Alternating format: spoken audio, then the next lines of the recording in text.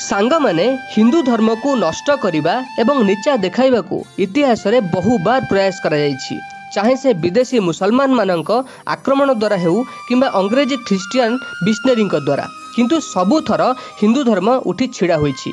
800 वर्षर मुसलमान शासन रे 40,000 मंदिर को भांगी दियागला एवं पाखापाखि 5 कोटी हिंदू को मारी दियागला। हिंदू आस्थार समस्त केन्द्रभूमि उपरे आक्रमण करागला। चाहे से अयोध्या राम मंदिर हेउ बा काशी विश्वनाथ, चाहे से द्वारिकार विष्णु मंदिर हेउ बा केन्द्रापड़ार बलदेवजू मंदिर, किंतु इतिहास बदलुछि। आज सही सबु मंदिर पुणी थरे उठी छिड़ा होइछि एवं आगकु मध्य छिड़ा हेउथिबो। किंतु सांग माने या भितरे एमिति एक मंदिर जहा उपरे 17 थर आक्रमण होइछि, ताहा हेउछि 4 धामरु गोटिए धाम आम पुरी जगन्नाथ मंदिर। सांग माने जगतर नाथ जगन्नाथ आम कालिया ठाकुर को मध्य एही आक्रमण कारणरू बारंबार लुचाई रखिबाकू पड़िछि। से विधर्मी आक्रमणकारी गण आम ओडिया जातिर प्राणबिंदु कालिया ठाकुरंक दिव्य प्रतिमा को मध्य निया लगाइबाकू पछाई नांती। सांग माने आज आमे जानिबा किए सही विधर्मी जे कि प्रभुंक दिव्य दारू को जाली पोड़ी भस्म करने चाहूला एवं किपरि प्रभु श्री जगन्नाथंक दिव्य ब्रह्म पदार्थ को उद्धार करा जाई पुणी थरे प्राण प्रतिष्ठा करा जाइतिला। इतिहास रे आम मौड़मणि कालिया ठाकुरंक उपरे होइथिबा अकथनीय अत्याचार को जानिया पई भिडियोटी को शेष जाए देखंतु। आसिला कला पहाड़ भांगिला लुहार बाड़, पीला महानदी पानी सुवर्ण थाली रे हेड़ा परसिले मुकुंद देवंक राणी। एही लोक कथाटी आपण निश्चित केबे ना केबे शुणिथिबे। आसिला कला पहाड़र भयावह स्मृतिर पाउंश गदा भितरु इतिहास साउंटी रखिछि विश्वर महांतीक अकुत भय कहानी। से कहानी सूचना दिए ओडिशार कोणे कोणे सृष्टि होइथिबा प्रलय एवं आतंकर। सेदिन ओडिशार अभिशप्त इतिहास रे क्षुद्र स्वार्थ पाई नीच विश्वासघातकतार देशद्रोहर छुरिका उत्तोलनर सेदिन राजू खां कला पहाड़र करामती नुहे सारंगगढ़र दुर्गपति रामचंद्र भंजंक हीन चक्रांतरे गजपति सुहागिनी इतिहास रे जवनिका नई आसीथिला। तेबे किए सही विश्वर महांती जार जीवन कहानी सहित गुंथा होइछि ओडिशा इतिहासर लहु लुहबोला कहानी। विश्वर महांती से नथिले केउ राज्यर प्रतापशाली महाराजा किंबा केउ महाराजांकर विक्रमी सेनापति, से थिले जने सामान्य चाषी एवं गृहस्थ। दलतला पहाड़ कांथ तले सिंघल ब्रह्मपुर ग्रामर बासिंदा सीए। हृदय भितरे भरी रहिथिला असीम जाति प्रीति एवं एही जातिर परम आराध्य देवता हिंदू जगतर इष्टदेव जगन्नाथंक प्रति अमाप भक्ति। केमिति बा से सही पारि थांते तांको प्रभुंक प्रति कला पहाड़र अकथनीय अत्याचार। कला पहाड़र शक्ति सह लढ़िया पई तांको बल बा केते, केमिति रक्षा करिवे तांको आराध्य देवतांकु। अंटारे लुगा भिड़िले हृदय भितरे बसा बांधिला असीम दुस्साहस। गोटिए निशारे से पागल केमिति उद्धार करिवे प्रभु श्री जगन्नाथंकु कला पहाड़ कबलरू। कला पहाड़ ओडिशा आक्रमण करी कटक अधिकार करि सारिबा परे तार सेण दृष्टि पड़िला श्रीक्षेत्र पुरी उपरे। एही श्रीक्षेत्र माटीर ब्राह्मण कला चांद को कला पहाड़ सजाइछि। से अलबत बदला नब खिनभिन करी निश्चिन्न करिदेव दारू विग्रह जगन्नाथंक सत्ता को। सेथिपई से श्रीक्षेत्र आक्रमण कला। श्रीमंदिर उपरे आक्रमण एवं जगन्नाथंक लांछना सुनिश्चित जानिपारी राजा दिव्य सिंह पट्टनायक देवग्रह मानंकु कांची नई पटे चिलिका मुहाण रे 6 पाली हाथीपड़ा को नहीं सेठारे पाताली करी रखिले। प्रति जुगरे सृष्टि होइथांती गृह शत्रु विभीषण माने।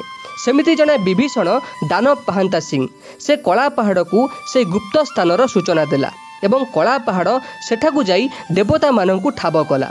से देवता मानंकु चर्म दौड़ी रे बांधी हाथी पिटी रे पकाई गौड़ दांडरे बोही नेला काठ खंड परी जाली पोड़ी पाउंश कर देबा पई।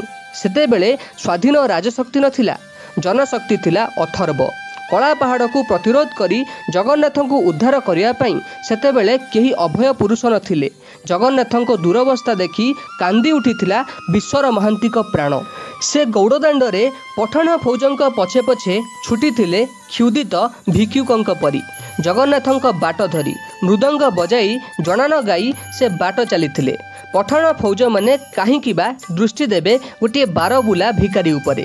केमिति बा जानिबे एही विश्वर महांती मुंडरे कषा हेउथिबा एक असमाहित अंकर भग्नांश विषय बाटरे चालू चालू पागलंक परी कही चलीथिले ये मध्य शून्य पुरुषंक इच्छा निज इच्छा निजे चर्म दौड़ी रे बंधा होई हाथी पिठी रे पड़ी घोषणा हो जाउछंती पुणी जेउ दिन इच्छामयंक इच्छा हेब से फेरी आसीबे से जाऊ जाऊ लोक माननकु कहूथिले भगवान श्रीकृष्ण को मध्य अक्रूर सह जीवाकु पड़िथिला भगवान श्री रामचंद्र मध्य वनवास जाइथिले सेमिति श्री जगन्नाथ मध्य आज जाउछंती यह तांकर माया अटे से निश्चित फेरी आसीबे ना खाइबा ना पीबा विश्वर महांती लक्ष्मण सेना पिछा करी करी जाई पहुंची थिले बंगलार गंगा नदी कूल सेठारे कला पहाड़ बहुत बड़ कुंडरे निया जलाई सेतिरे भगवान का श्री दारुमूर्ति को भस्म हेबाकू पकाईदेला जेते निया जलाइला परे मध्य विग्रह मानंकु पोड़ी पारिला नहीं कि अद्भुत एही दारू जहाकू अग्नि दग्ध करिया पई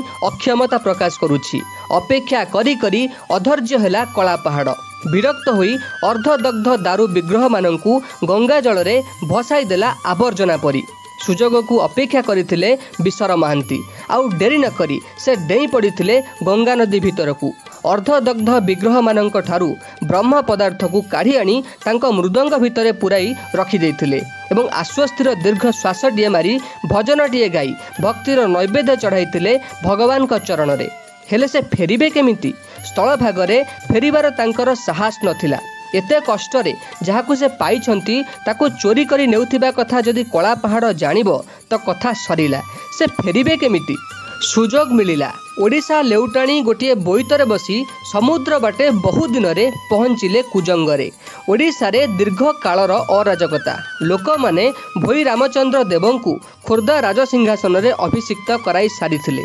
मानसिंह अभय रे ओडिशा रे पुणी शांति फेरी आसीथिला किंतु श्रीमंदिर रे भगवान नाहांती मंदिर सबु भग्न एवं परित्यक्त एमिति एक समय रे विश्वर महांती महाब्रह्म को धरी लुचि लुचि पहुंची खोर्धा कटक रे जगन्नाथ पुणी फेरी आसीचंती घरे घरे आनंद एवं उल्लास एही सफलतारे विश्वर महांती अहं भाव बा अहंकार नथिला इच्छामय निज इच्छा रे जातना भोगिले एवं पुणी निज इच्छा रे फेरी आसिले केमिति महाब्रह्म दारू मूर्ति रे स्थापित होई सिंहासन रे शोभा पाइबे केमिति हेबो तांकर नवकलेबर केउठी मिलिबो विग्रह निर्माण पई शास्त्रोक्त लक्षण संपन्न दारूर संधान ओडिशार गोटिए प्रांतरू अन्य प्रांत जाए खेलीगला आलोड़न अवशेष उपयुक्त दारूर संधान मिलिला काकटपुर मंगलांक पाखरे दईता एवं पतिसेवक माने अधिया पड़ी स्वप्नादिष्ट होई दारूर संधान पाइले प्रभुंक नवकलेबर हेला